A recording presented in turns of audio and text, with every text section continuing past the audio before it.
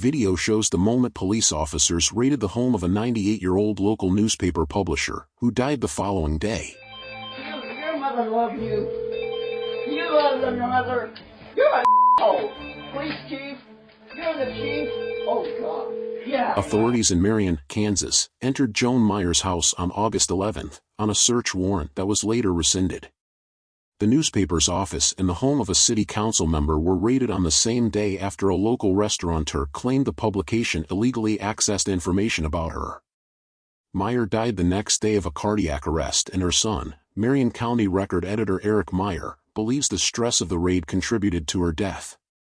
In home security footage released by the family, Mrs. Meyer can be seen dressed in a robe and slippers, and using a walking frame to stand as police search her home.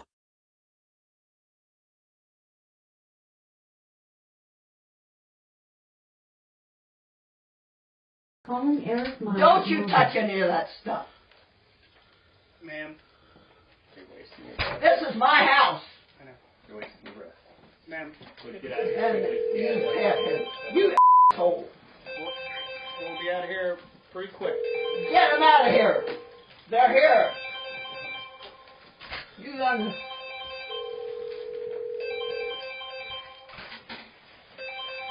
Your mother loves you. You love your mother.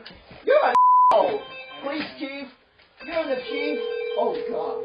Get out of my house. You're pet patrol. Get out. Stand outside. You can stand outside that door and still see him. I don't want you in my house. I don't want you. You do not take that. What? That's a business class router has no. What? What's he doing over there going through the papers? How many computers do you have in the house, ma'am? I'm not going to tell you. Get out of my way. It's all right. I want to see what they're doing. Well, they're working. I don't care what So they're you doing. can go on through if you want. What are you doing? Those are Mrs. Meyer personal uses her Amazon Alexa device to try calling her son before turning her attention to the 6 officers in the room.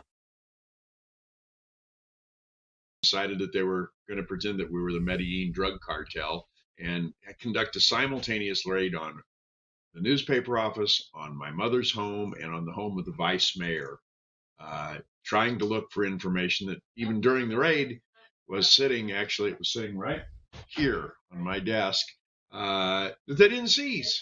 So it sort of raises questions as to whether their motivation was actually to look for this, or this was just a convenience excuse to go after some people in us and the vice mayor who possibly had a different political point of view. Actually, we don't have a political point of view, but we try to report things, and some people don't like the things that we report.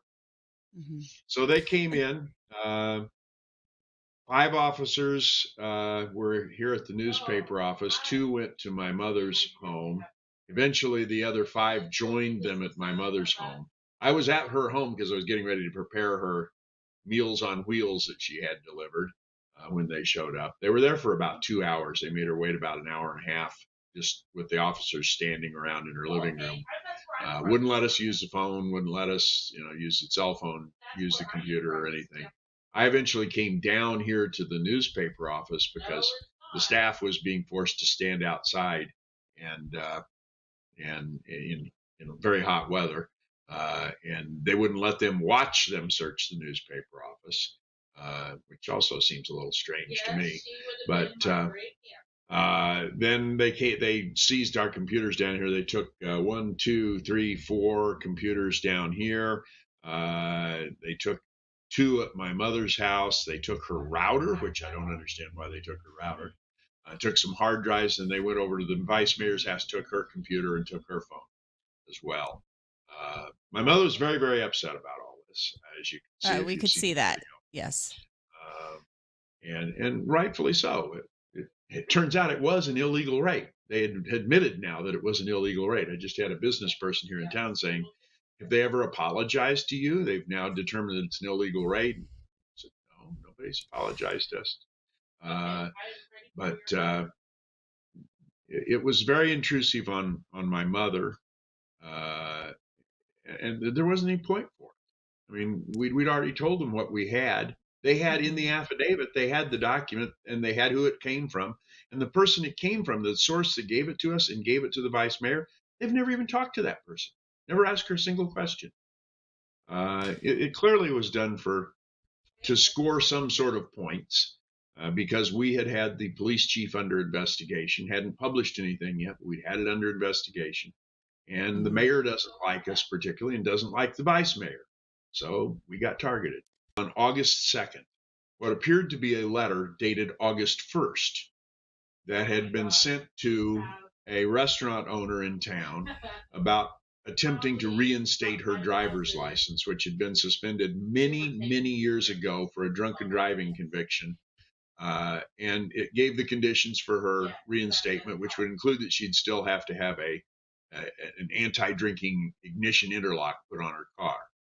We were concerned. We were concerned the Dan Rather syndrome, that you've got something that's been faked, because it was dated a day before and it wouldn't even had time to get here by mail. We didn't know how it came about, and we did know that the person it came from had connections to law enforcement. So we thought maybe this was law enforcement faking, sending it out, leaking it out, which would have been illegal, or it was somebody who faked a document and leaked it out. So we wanted to check, first of all, to make sure it was a legitimate document.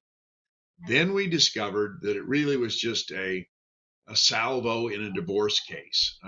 The estranged husband of this restaurateur wanted to keep all their cars because he argued that she didn't have a valid driver's license, and he was leaking it to us to get that. So we decided, well, we aren't going to get involved in a divorce case and an argument between people over whether they keep cars or not. But we were concerned how that came about, whether it came about from law enforcement sources. And also our source had alleged, later was supported by off-the-record comments from law enforcement officers, that local police were well aware that this restaurateur had been driving for more than a decade without a valid license and had never bothered to stop her for that. She had some vision problems that developed last year, and she couldn't continue to do the actual research and typing, but she'd done previous research, and I read them to her every week, and she still was putting them together up till her death. In a statement issued last week, the paper said Mrs. Meyer was stressed beyond her limits and overwhelmed by hours of shock and grief after the raids. The Marion County Record also reported that the coroner's report lists the anger and anxiety Mrs. Meyer experienced as a contributing cause of her death. The paper is planning to file a lawsuit over the raids. Meanwhile, the Kansas Bureau of Investigations continues to examine the publication's actions.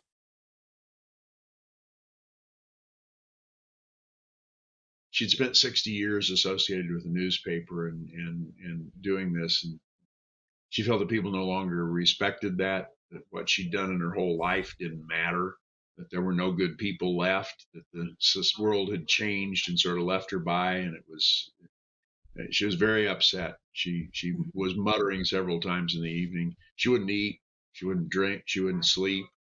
She was muttering, "This will be the death of me." And I tried to cheer up and saying sometimes when bullies do something like this, that they cross the line so badly that they will eventually get their comeuppance.